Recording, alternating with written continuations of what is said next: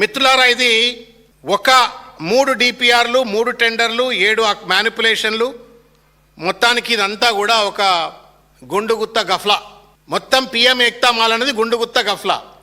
ఎక్కడ నాకు బాధ అయింది అంటే భారతీయ జనతా పార్టీ వాళ్ళకి ఎంత ఆశ ఉందా అంటే రేపు పొద్దుగాలు వచ్చి ముఖ్యమంత్రి కుర్చీలో కూర్చోవాలని ఆశ ఉంది. సంతోషం ఉంటే సంతోషమే.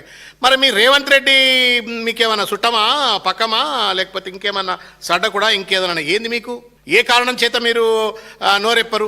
మీ ప్రధానమంత్రి పేరు మీద ఒక ఏక్తా మాల్ నిర్మిస్తుంటే ఆ ఏక్తా మాల్లో అవకతవకలు జరుగుతుంటే మీరేమో ప్రేక్షక పాత్ర పోషిస్తున్నారంటే మీరు బానిసకు ఒక బానిస అని చెప్పని రేవంత్ రెడ్డికి బానిసగిరి చేస్తారేందా? మీరు మోడీకి బానిసగిరి చేయండి. ఇది నేను ఇంతకుముందు చెప్పినట్టుగా PM Ekta mall.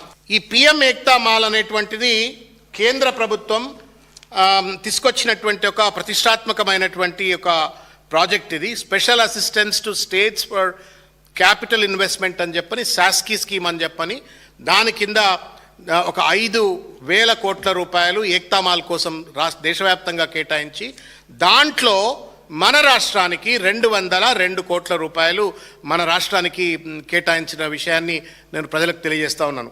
PM Ekta mall బడాబాబుల మాల్ కాదు, ఇది పేదోళ్ల మాల్. ఇది ఈ రాష్ట్రంలో కానీ వివిధ రాష్ట్రాల్లో ఉన్నటువంటి ఒక చేతి వృత్తి కళాకారుల యొక్క ఉత్పత్తులను ప్రదర్శిస్తూ వాటిని అంతర్జాతీయంగా మార్కెటింగ్ చేసుకోవటం కోసం ఒకటే ఒక ప్లేస్లో మొత్తం ఆయా రాష్ట్రాలకు సంబంధించిన మొత్తం దేశంలో ఉన్నటువంటి ఉత్పత్తులన్నీ కూడా షోకేస్ చేస్తూ ఒక ఇంటర్నేషనల్ మార్కెటింగ్ టూరిస్ట్ హబ్గా తీర్చిదిద్దాలని చెప్పని వీ షుడ్ అప్రిషియేట్. ఒక మంచి కాన్సెప్ట్ ఇది.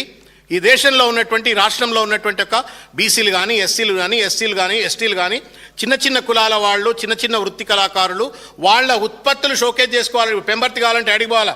ఈడ బండెక్కి మనము జనగాం దాటి పెంబర్తి పోతే తప్ప మనకి ఇత్తడి వృత్తులు కనబడవు. గద్వాల చీరలు కావాలంటే 200 కిలోమీటర్లు పోవాలా, లేకపోతే సిరిసిల్ల చీరలు కావాలంటే దాదాపు 150 కిలోమీటర్లు పోవాలా, నిర్మల్ పెయింట్లు కావాలా అంటే మనం దాదాపు 200 కిలోమీటర్లు పోవాలా. ఇన్ని ఉత్పత్తులను కూడా ఒకటే దగ్గర, ఒకటే మాల్లో కేంద్రీకృతం చేసి ఐటీ హబ్ చుట్టంతా చాలామంది విదేశీ వ్యాపారస్తులు వస్తారు, ఇన్వెస్టర్స్ వస్తారు. వాళ్ళంతా కూడా వచ్చినట్టయితే భారతదేశానికి సంబంధించినట్టుగా ట్రెడిషనల్ వృత్తులన్నీ కూడా ఉత్పత్తులు కనబడతాయి అని చెప్పని వారు దాన్ని పెట్టినారు. వీరి ప్రోద్బలము, తర్వాత వీరు కేటీఆర్ గారిని ఇద్దరు కలిసి చేసినటువంటి ప్రయత్నం వల్ల కేంద్ర ప్రభుత్వం నుండి 202 కోట్ల రూపాయలు రాష్ట్ర ప్రభుత్వానికి, ఇది 23/9/23 నాడు రాసిన లేఖ. ఇది ఆయన అప్పుడు special secretary for investment promotion was mister Vishnuvardhan Reddy.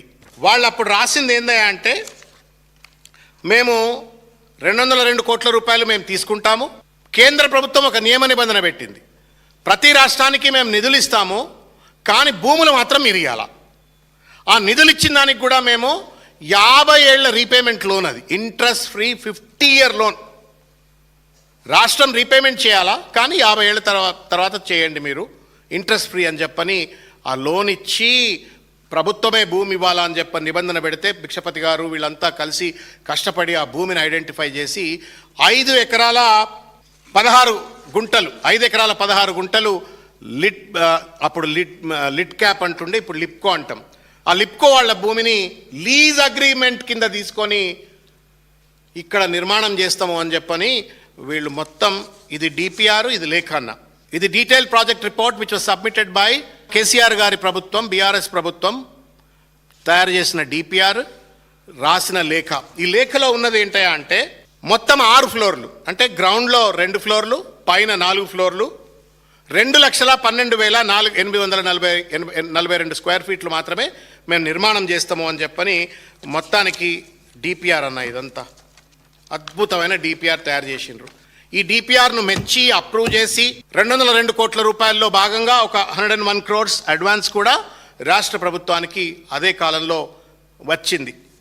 అయితే దురదృష్టం, అధికారం కోల్పోయినాము. జరిగిన తర్వాత కోతికి కొబ్బరి చిప్ప దొరికింది. రేవంత్ రెడ్డి గారికి అధికారం కొబ్బరి చిప్ప లెక్క దొరికింది. విచ్చలవిడి అధికారము, డూడు బసవన్న లెక్క నాటకాలాడే అధికారులు ఇక ఇష్టం వచ్చినట్టుగా స్వార్థపరమైనట్టుగా రియల్ ఎస్టేట్ దందాలకు పాల్పడడం కోసం అన్నట్టుగా ఈ యొక్క పిఎం ఏక్తా మాల్ నేను చాలా బాధ కలిగించింది. నేను భిక్షపతి గారిని అన్నాను, నేను అరే ఎంత అద్భుతమైన పని చేసిండ్రు అబ్బా మీరు, ఎందుకంటే ఈ రాష్ట్రంలో ఉన్నటువంటి అనేక మంది పేద కళాకారులకు ఇప్పుడు ఆదిలాబాద్ డోక్రా మెటల్ క్రాఫ్ట్, భద్రాద్రి భద్రాద్రి కొత్తగూడెంలో వరంగల్ దుర్రీసు, హనుమకొండలో వరంగల్ కలంకారి, హైదరాబాద్లో బిద్రీలు అని చేస్తారు, తర్వాత జగిత్యాల్లో పెంబర్తి, జనగాంలో పెంబర్తి, తర్వాత తోలుబొమ్మలు, జయశంకర్ భూపాలపల్లిలో కలంకారీ కళలు, జోగులాంబలో గద్వాల చీరలు, కామారెడ్డిలో నిర్మల్ పెయింటింగ్లు, కరీంనగర్లో సిల్వర్ ఫిలిగ్రీ, ఖమ్మం ఖాదీ, ఆసిఫాబాద్లో డోక్రా మెటల్ క్రాఫ్ట్స్, మహబాద్లో బతుకమ్మ డాల్స్, ఇట్లా మొత్తం చూసుకుంటే 33 జిల్లాల్లో మనకు 33 ఉత్పత్తులు ఉన్నాయి.